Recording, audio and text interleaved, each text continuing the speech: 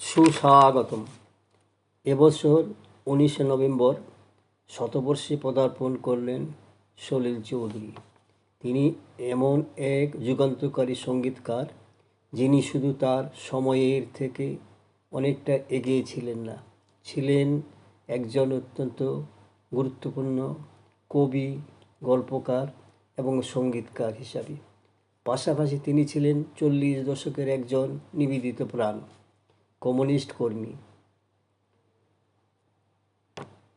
স্বভাবতই তার জীবনের সঙ্গে জড়িয়ে আছে সম্পূর্ণ এক যুগের আবেগ, আশা, স্বপ্ন এবং স্বপ্নভঙ্গের ইতিহাস। তিনি শুধু নামী সঙ্গীতকারী নন, দক্ষ গল্পকার, কবি, সাম্যবাদী দীক্ষিত রাজনীতি সচেতন কর্মীও ছিলেন সলিল চৌধুরী। এই যুগান্তকারী সঙ্গীতকারকে নিয়ে ইউটিউবের সাহিত্যের নবদিগন্ত চ্যানেলে আজকের ভিডিওটি হলো অবসরণীয় সাম্যবাদী গীতিকার সলিল চৌধুরী। গ্রন্থনায় রবীন্দ্র কুমার চক্রবর্তী।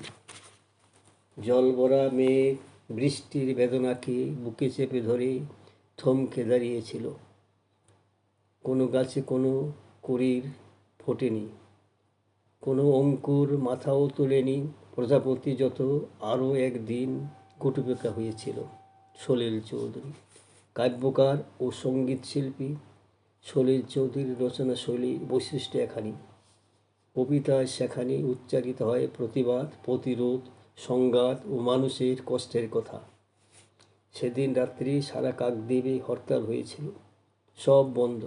ফলে ঢেউ আশ্রে পড়ল না, চাকা বন্ধে উচ্চারণের সঙ্গে সঙ্গে দাঁড়িয়ে পড়ল। গুটিপোকার প্রজাপতি হওয়ার জৈব প্রক্রিয়া থমকে গেল। সলিল চৌধুরীর কবিতার ভাষা নিঃসন্দেহে সহজ সরল, পঠনমাত্র তার অর্থ পরিগ্রহণ সম্ভব। তিনি যে সামাজিক ও রাজনৈতিক বিশ্বাস থেকে কবিতা রচনা শুরু করেছিলেন, সেখানে কাব্য সুগম্যতার অন্যতম শর্ত। কাকদ্বীপ কৃষক আন্দোলনে অবসরণীয়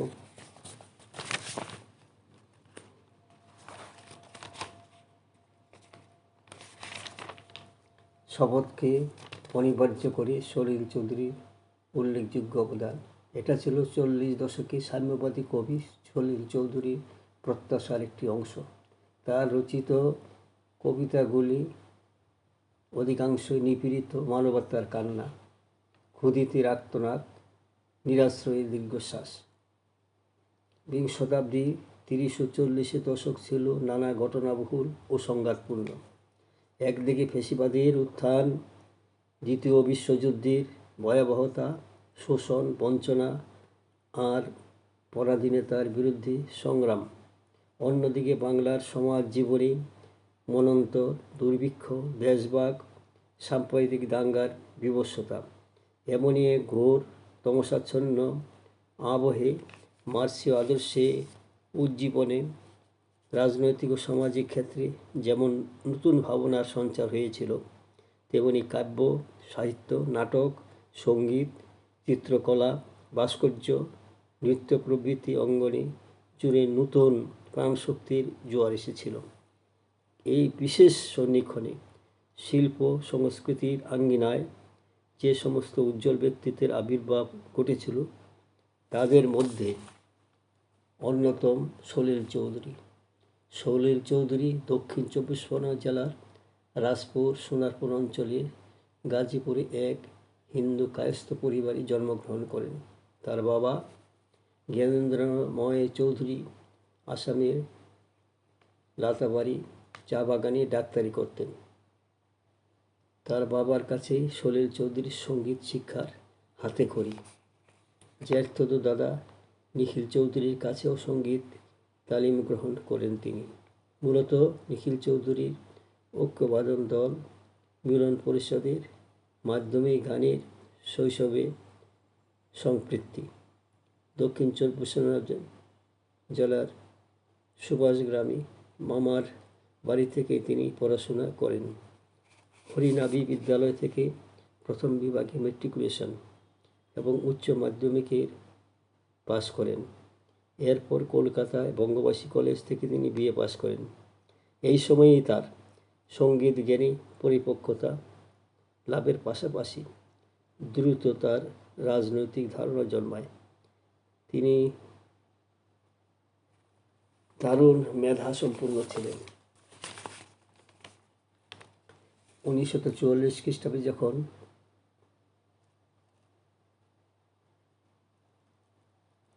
তরুণ সলিল তার স্নাতক পড়াশোনার জন্য কলকাতায় আসেন, তখনই ভারতের কমিউনিস্ট পার্টির সাংস্কৃতিক দল গণনাট্য সংঘ বা আইপিটিএ সংস্থার তিনি যোগদান করেন।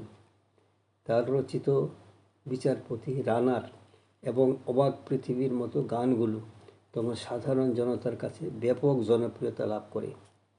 1943 খ্রিস্টাব্দ থেকে 1952 খ্রিস্টাব্দ পর্যন্ত সলিল চৌধুরী বামপন্থী রাজনীতির একজন সক্রিয় কর্মী ছিলেন। মনে রাখতে হবে, 1943 খ্রিস্টাব্দে জন্ম নিয়েছিল ভারতীয় গণনাট্য সংঘ। গণনাট্যের কয়ার তৈরি করা থেকে শুরু করে শ্রমজীবী মানুষের শোষণ ও শোষণ মুক্তির সংগ্রামকে সঙ্গীতের মধ্য দিয়ে মানুষের কাছে তুলে ধরা, সব ক্ষেত্রেই তার ভূমিকা ছিল প্রতিকৃতির মতো। রাজনৈতিক বক্তব্যকে শিল্পিত আকারে প্রকাশ করতে তার অনায়াস স্বাচ্ছন্দ্য সঙ্গীত প্রেমীদের বিস্মিত করে। ধীরে ধীরে হয়ে ওঠেন গণসংস্কৃতির তিনি কণ্ঠস্বর। সাম্রাজ্যবাদ বিরোধী স্বাধীনতা আন্দোলন, ফ্যাসিবাদ বিরোধী আন্তর্জাতিক চেতনার শানিত মন নিয়ে দুর্ভিক্ষ পীড়িত মানুষের ত্রাণকার্যে সামিল হলেন। ভারতের কমিউনিস্ট পার্টির সদস্য, কৃষক আন্দোলনে সক্রিয় কর্মী সলিল চৌধুরী। গলায় নিয়ে গান, সঙ্গে পেলেন জ্যোতিরিন্দ্র মৈত্রকে, বিনয় রায়কে, শ্যামঙ্গ বিশ্বাসকে প্রমুখ গীতি সম্রাটদের গণনাট্য আন্দোলনে সমর্থন করে, যাদের যোগদান অপরিসীম। এই পর্বে সলিল চৌধুরী কখনো গ্রেপ্তার হয়েছেন, কখনো আত্মগোপন করে থেকেছেন, কিন্তু তার সৃষ্টি কখনো থেমে থাকেনি। দ্বিতীয় বিশ্বযুদ্ধোত্তর শান্তির জন্য পথে নামেন লেখক, শিল্পী এবং বুদ্ধিজীবীরা। গড়ে ওঠে ওয়ার্ল্ড পিস কাউন্সিল। পৃথিবীর দেশে দেশে সাম্রাজ্যবাদ বিরোধী শান্তি ও সংহতি আন্দোলনের হাওয়া এ দেশের স্বাধীনতা আন্দোলনের পালেও এসে লাগে। দলমত, জাতি, ধর্ম নির্বিশেষে শান্তির প্রশ্নে এককাট্টা হয়ে সর্বস্তরের মানুষের কণ্ঠস্বর সোচ্চার হয়ে ওঠে সলিল চৌধুরীর গানে। যখন প্রশ্ন ওঠে যুদ্ধ কি শান্তি, আমাদের বেছে নিয়ে হয় না খুব শান্তি, আমরা জবাব দেই শান্তি, শান্তি, শান্তি। ঐতিহাসিক তেভাগা আন্দোলনের, কৃষক আন্দোলনের স্মরণীয় অধ্যায়। সলিল চৌধুরীর অবিস্মরণীয় গান আজও স্মরণ করায় তেভাগা আন্দোলনের সেই সংগ্রামী মেজাজ। 50-এ লাখো প্রাণ দিচ্ছি, মা বোনদের মান নিচ্ছি, কালো বাজার আলো করো তুমি না, জান কবুল আর মান কবুল, আর দেব না, আর দেব না, রক্ত দেব না, মোদের প্রাণ হো। 1946 খ্রিস্টাব্দে 29শে জুলাই নৌবিদ্রোহীরা সারা ভারতব্যাপী ধর্মঘট ডেকেছিল। ঢেউ উঠেছে, কারা ছুটেছে, আলো ফুটেছে, প্রাণ জাগছে মতো কালো যে গানে সলিল চৌধুরীর সাংগীতিক ঘোষণা, আজ হরতাল, আজ চাকা বন্ধ, নৌবিদ্রোহের মেজাজকেই যে তীব্রতর করেছিল তা বুঝতে আজও আমাদের কোনো অসুবিধা হবে না। বাংলা আধুনিক গানেও সলিল চৌধুরী মানিয়েছিল একটা স্বতন্ত্র ঘরানা। কি কথা, কি সুরে! তার সমস্ত গানে একটা আত্মলব্ধি, একটা জীবনবোধ প্রকাশিত হয়েছে। তার গানের বাণীতে কখনোই নিছক কপটতার প্রকাশ ঘটেনি। সেই কারণে তিনি সর্বত্র সমাদৃত হয়েছিলেন। এই সংক্ষিপ্ত ভিডিওখানি এখানেই শেষ হলো। যদি আপনাদের মনোপুত হয় তবে সাবস্ক্রাইব, শেয়ার এবং লাইক করতে ভুলবেন না যেন। নমস্কার।